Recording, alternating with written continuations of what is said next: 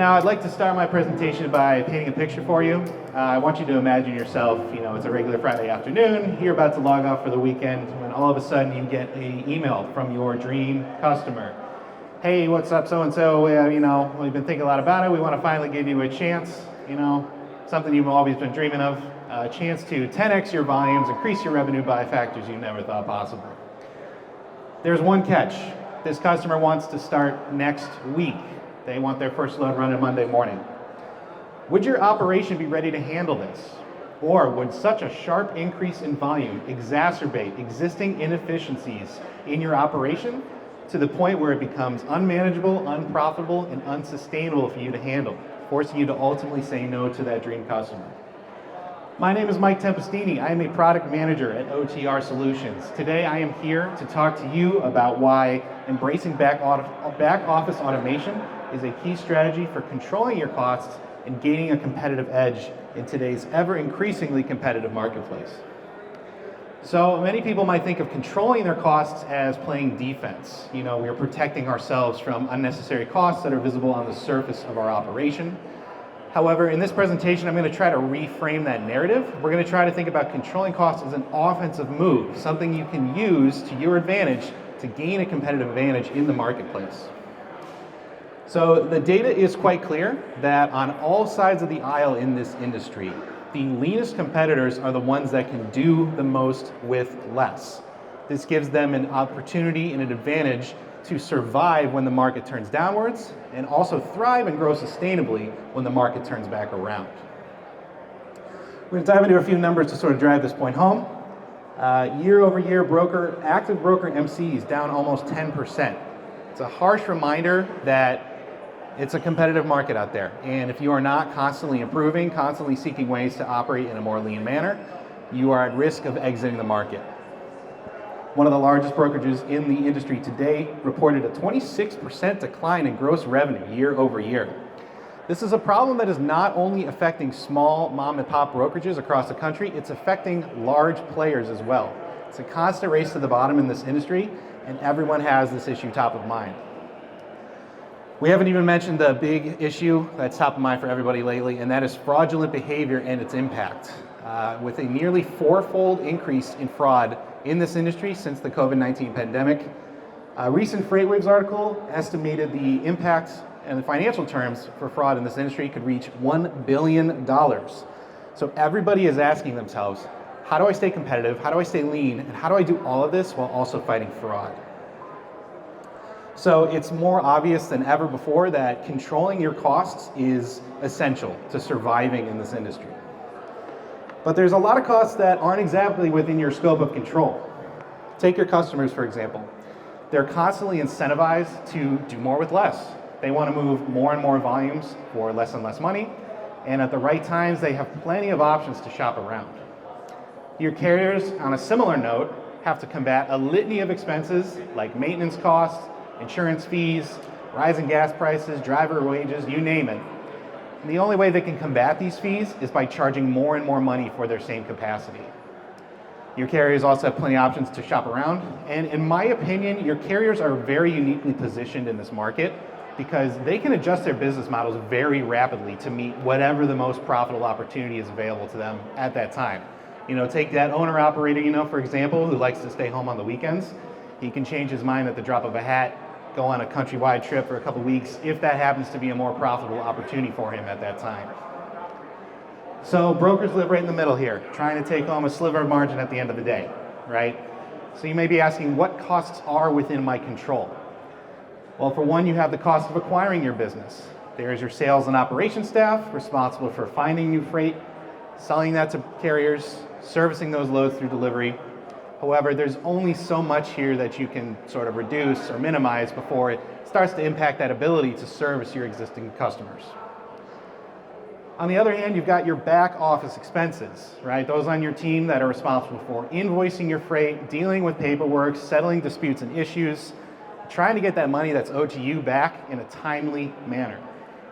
So my challenge to you is the next time you're having this conversation, the next time you're thinking about how can we control our costs, look to your back office. Look to the back office. It is an often overlooked afterthought, that has the ability to transform into your competitive advantage. See, if you're only focused on bidding more competitively, growing your revenue, growing your book of business, you're not taking that opportunity to look inward, to ask yourself, how can we operate more efficiently? Ask yourself some of the tough questions that most brokers probably don't. What's your cost to invoice a load? What's the labor capital cost of getting that payment back from your customer? And how much waste and inefficiency exists in your operation once a load is delivered and is on its way to being invoiced? Right? If you're not taking that chance to look inward and ask yourself, how can we operate our back office more efficiently, your leaner competitors are still going to win at the end of the day. And remember that the leanest competitors have that opportunity to bid the most competitively in this marketplace. They have a better understanding of their costs, and more importantly, a more accurate ability to forecast their costs. So why is the back office so easily forgotten? Well, it's not exactly a customer-facing issue most of the time. It doesn't directly contribute to new business expansion. So it can easily be left out of that conversation when we're talking about our costs or where we can improve our efficiency. But with all the hecticness in the market that we've just established, it's pretty clear that this is one area of your operation you can have the most direct control over. And your back office probably has plenty of opportunity for enhancement, right? A lot of back offices are relying on manual, tedious, and fragmented workflows. A disjointed and outdated back office is going to have a lot of entry points between phone calls and emails. All of these entry points create a really fast-paced environment where money is changing hands very frequently, very rapidly. And this becomes a breeding ground for fraudulent actors, right? They're chomping at the bit to take advantage of any weakness in your operation and see how they can exploit it, right? So there's plenty of opportunity within your back office for enhancement. And this is validated when we at OTR Solutions talk to brokers. We're talking to brokers all the time about their back office, and we hear a lot of feedback on areas that are costing them money or that are huge pain points for them. They generally fall under these three categories. Number one, operational inefficiency, right?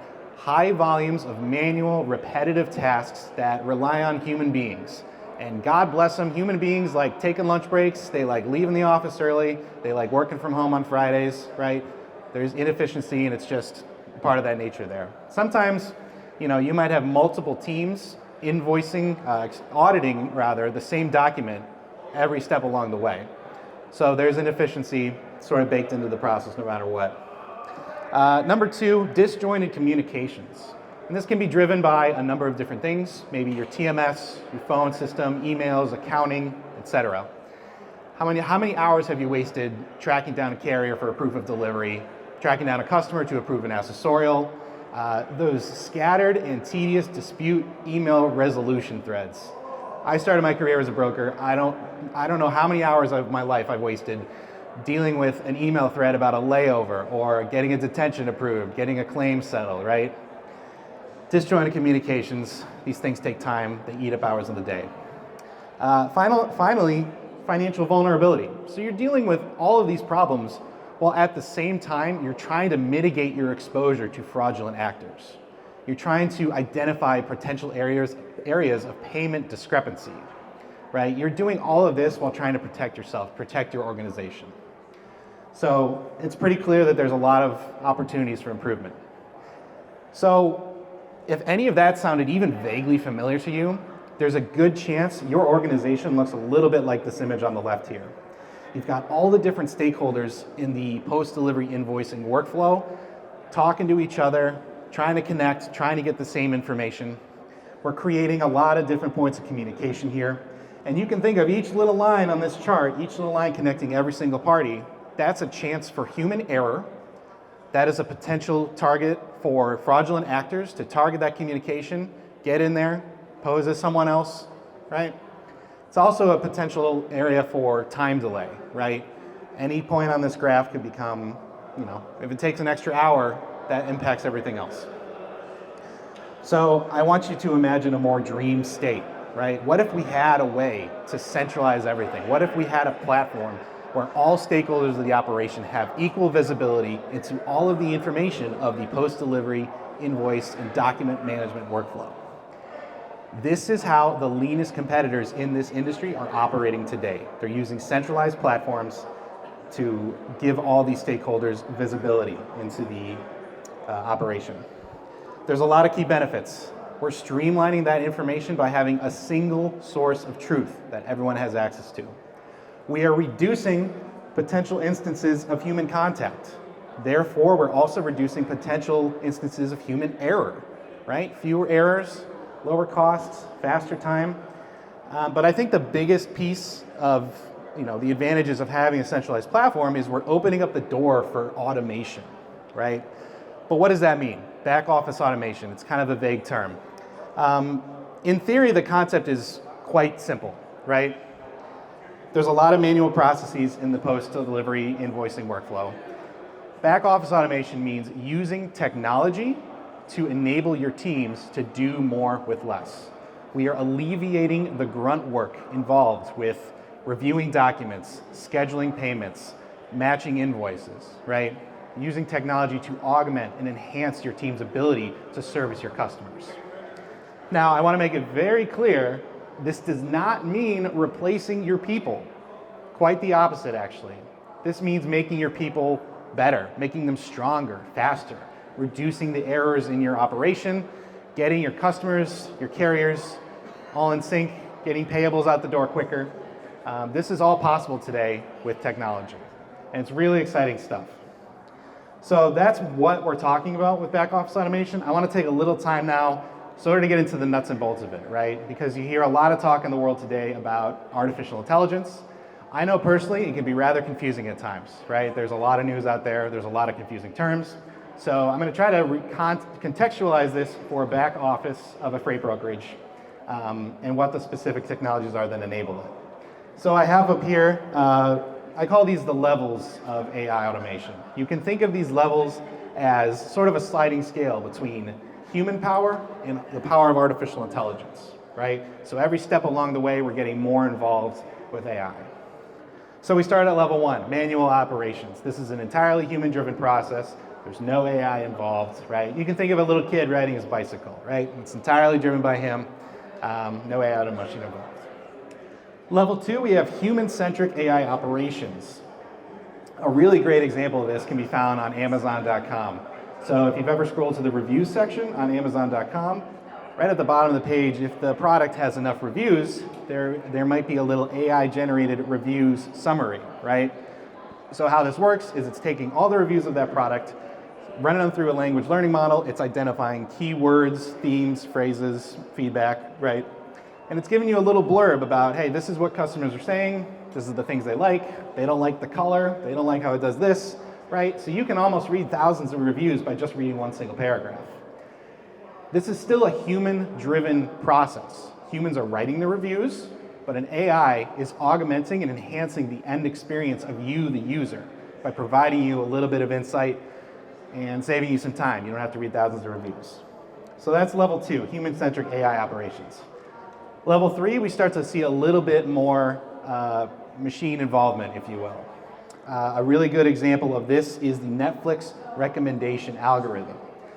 We all love Netflix. Sometimes the recommendations aren't that great, right? What it's doing is it's taking your TV shows and movies that you watch, using those as inputs to its algorithm.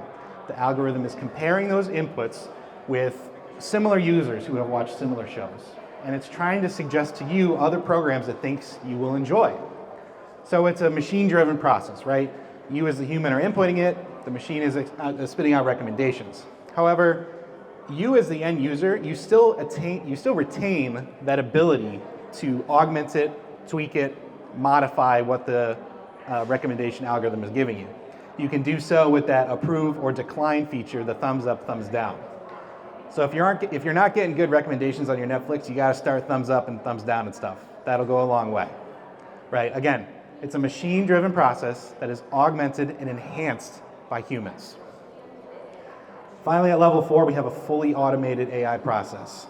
Perfect example of this, the Tesla self-driving car, right? Once you turn on that FSD mode, car drives itself, doesn't need your involvement at all, gets you from A to B, barring any extreme circumstances. It's a fully AI-driven process, right?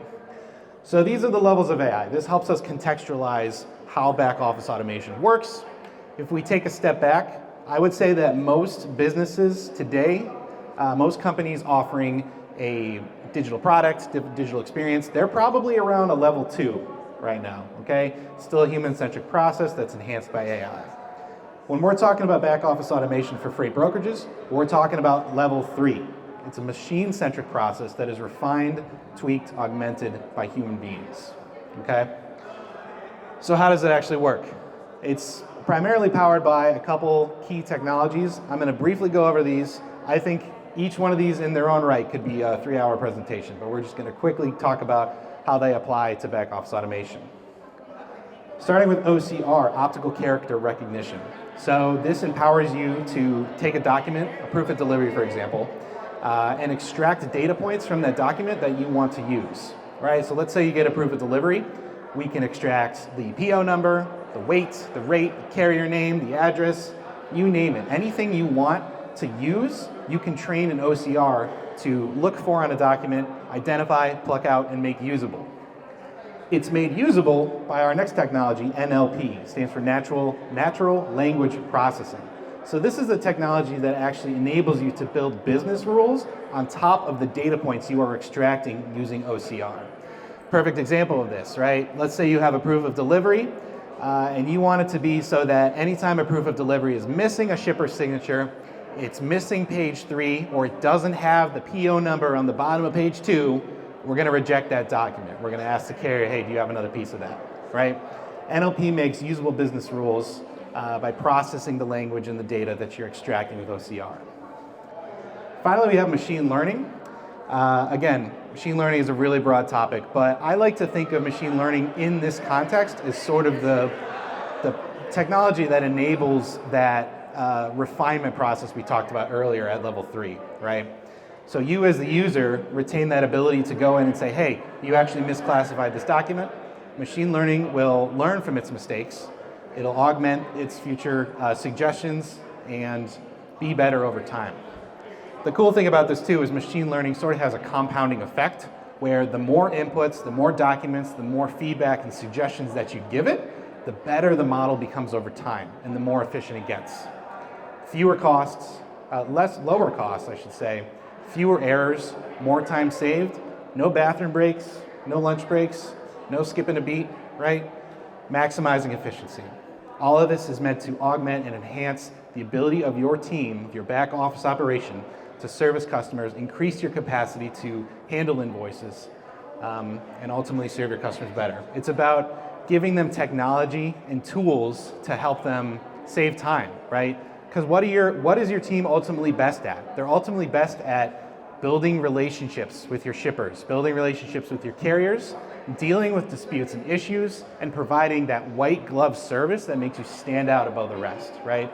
So if you can give them a way to save time, save energy, save money, you're making them perform better, you're making your whole operation stand out, right?